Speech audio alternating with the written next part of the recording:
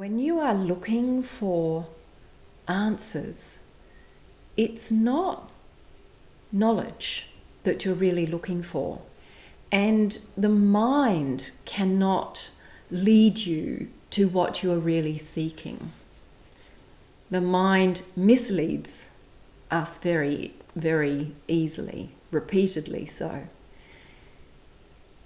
There's a huge difference between mind-driven questions and answers and conscious, seated awareness and understanding. When we are in the mind, driven and moved by the mind, it's this assertion of, yes, it is this. No, it's that. I'm right. You're wrong. Hang on, I'm wrong. Oh no. And so there's this constant conflict. Awareness doesn't grasp what is in this manner. It is a restful openness. This is a state of understanding. It is, I see. I feel.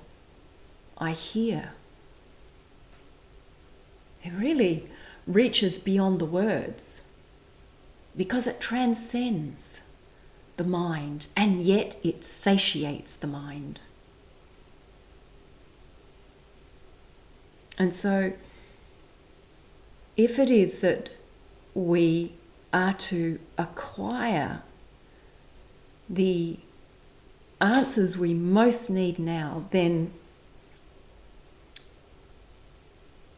the most important thing we can all do is exercise conscious presence. And I think this has been probably the big dilemma for the human race, is that at some point in our evolution, we made a shift, a leap in consciousness. We became conscious. And so we were no longer purely instinctual, like, a lot of our fellow beings, yes, are aware, are consciousness, yet primarily still operate instinctually.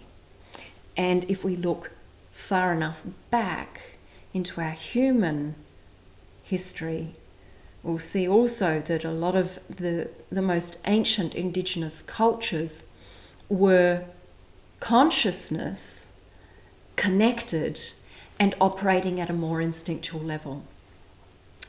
Interestingly, the Bible tells the story about Adam and Eve eating of the fruit of knowledge, the apple.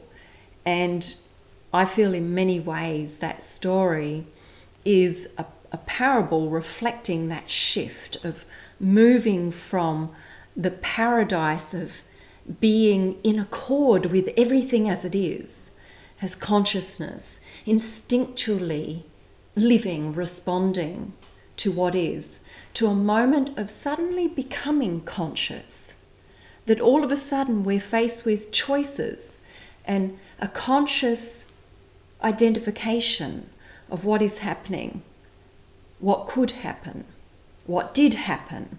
And so our mind developed along a tangent that was knowledge based. We began to accumulate knowledge because we were all of a sudden conscious and identifying things, making choices. And so that's quite dualistic in nature compared to our pure instinctual response. And look, we still have a lot of instinctual response.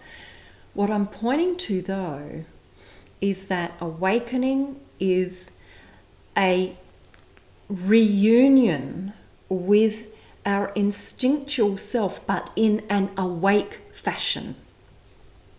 So in that awake manner, we still have cognition, we still have this conscious awareness of choices and what is happening, but we're so aligned with our essential nature, that we're no longer in a battle, we're no longer driven by this dualistic tendency of our mind.